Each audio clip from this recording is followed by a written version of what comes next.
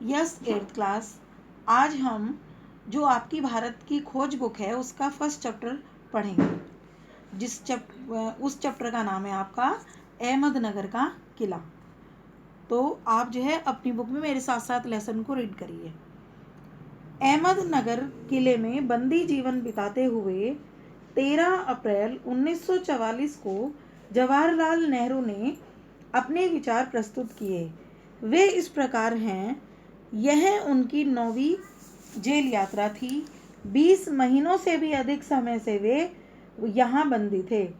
जिस दिन वे यहाँ आए उस दिन शुक्ल पक्ष की दूज का चांद आकाश में था। ऐसा उन्हें प्रतीत होता है कि जब भी दूज का चांद आकाश में दिखाई देता है तो उसे 1 महीना पूरा होने की सूचना देता है।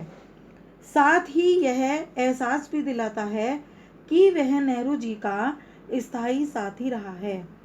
चांद लेखक हेतु उस बात का भी संदेशवाहक रहा है कि अंधेरे के बाद उजाला भी अवश्य आता है, अर्थात कठिनाइयों के बाद सुख भी अवश्य आएंगे।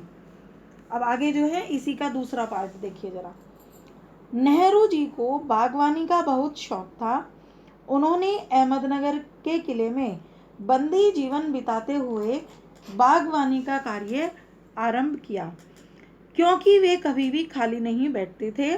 प्रतिदिन कई घंटे तपती धूप में फूलों की क्यारियां बनाते। सारी धरती पत्थरों, पुराने मलबे और अवशेषों से भरी हुई थी, लेकिन उन्होंने अपनी लगन व कठिन परिश्रम से उसे उपजाऊ बना डाला। नेहरू जी का मानना था कि अहमदनगर की ऐतिहासिक घटनाओं की दृष्टि से कोई विशेष अहमियत नहीं है, परंतु चांद बीबी की कहानी प्रसिद्ध है, जिसे अकबर की शाही सेना ने अपने किले की रक्षा हेतु हाथ में तलवार उठाकर सेना का नेतृत्व किया। वह साहस से लड़ी, लेकिन अंत में अपने ही एक व्यक्ति द्वारा उसकी हत्या कर दी गई। नेहरू जी ने चाहा था कि इस स्थान की खुदाई कर नई वस्तुओं की, पुरानी इमारतों के टुकड़ों की खोज की जाए, लेकिन जेल के अधिकारी सीमित स्थानों से आगे बढ़ने नहीं देते थे। इसीलिए उन्होंने कुदाल छोड़कर कलम हाथ में उठाई और यह प्रण किया कि जब तक देश आज़ाद नहीं हो जाता वे लिखते ही रहेंगे। उनका मानना था कि न तो वे ईश्वर के दूत बनकर भविष्य के बारे में लिख सकते हैं और न ही अतीत के बारे में इतिहासकार की भांति लिखने में सक्षम हैं। वे तो केवल वर्तमान विचारों का अतीत के विचारों व क्रियाकलापों के साथ संबंध स्थापित कर उनके बारे में ही लिख सकते हैं। अब इसी चैप्टर का आगे नेक्स्ट पार्ट देखिए।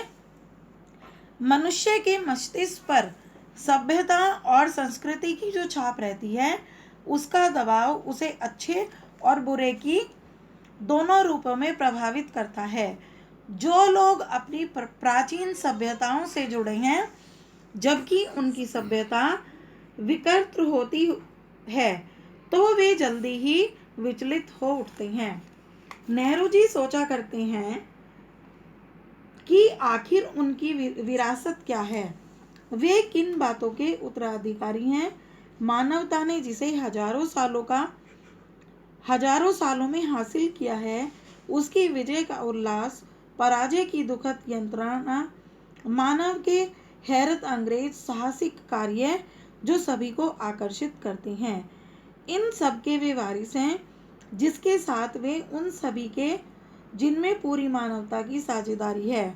भारतीयों की विरासत एक खास बात है जो हमारे रक्त, मांस और अस्थियों में समाई है, जिससे हमारा वर्तमान रूप बना है।